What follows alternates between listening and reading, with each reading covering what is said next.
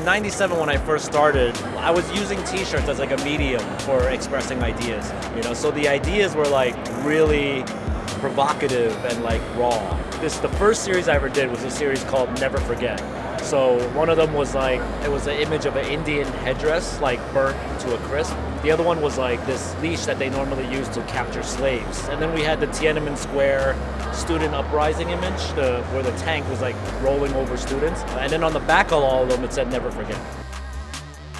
I was at the time the art director and designer for a magazine called The Vader magazine.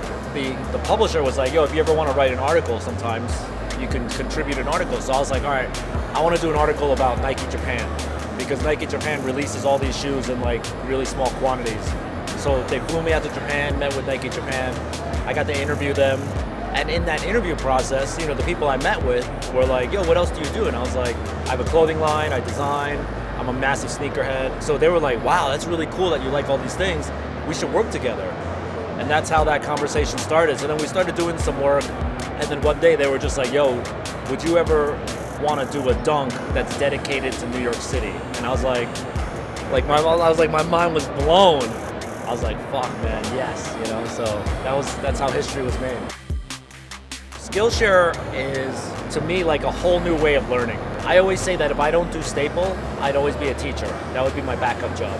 And the problem with teaching for me is that my travel schedule is so crazy that there's like a substitute teacher every other week for my class. When Skillshare came along and explained to me their concept, I was like, wow, this is a way that I could teach and a student could learn anytime because it's like online based, and I could be teaching thousands of people at a time. So it's like just an incredible concept.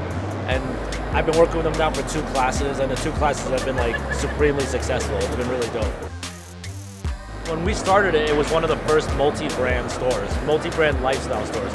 We didn't even just carry fashion, like we carried books, magazines. My whole thing was like, if a Martian landed on Earth, I want them to be able to go in the read space and go out and be completely immersed in our culture, like know everything. A lot of the stores that are in our world are mono brand, like you've got their brand only and then a couple of other things. But our store, even though I own it, like Staple, our brand is equally represented. So I try to keep it really share the wealth and really agnostic in terms of brand. A lot of stores in our industry, like the staff are kind of like assholes. Like, people come into our industry and they want to learn. They want to know like about creation and design and the culture, and they got questions. And so like I really want to make sure that our staff is always ready to answer those questions and help out, versus being like, no, this ain't for you, like we want to be like, no, let me tell you about it so you might be interested. That's what I always wanted Read Space to be like. Agenda's been pivotal. I mean, we've been with Agenda for a while now, and I've known Aaron, the founder of Agenda, for so long, and just seeing his hustle and his growth, I know that this is going to be a good show because of what he stands behind,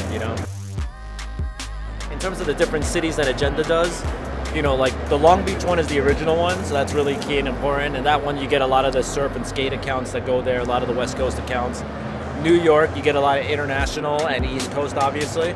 And New York is a smaller show, like in terms of real estate, so it's much different. It's very intimate, the New York show, And then the Vegas one is where a lot of the bigger retailers come. So like not mom and pop indie shops, but like stores that have like 20 or 30 locations. They're like coming to Vegas because Vegas is like the old school, like Magic, where they used to come. So like those bigger stores are coming here.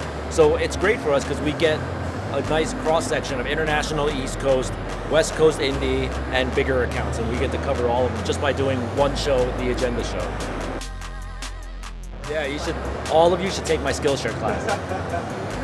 But, I think it's just about like finding like a guide or a mentor, now that this culture is like almost 20 years old, there's people that have done this before and have learned a lot of stuff. So like what I've been trying to do is help just sort of share what I've learned and the fuck-ups that I've done and the mistakes, so that, the next kid who does it doesn't have to take 18 years to get to where I am.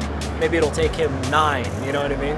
But that'll be helpful too. So I think it's like, just find some guides, and if you're really shy, then you should take my Skillshare class,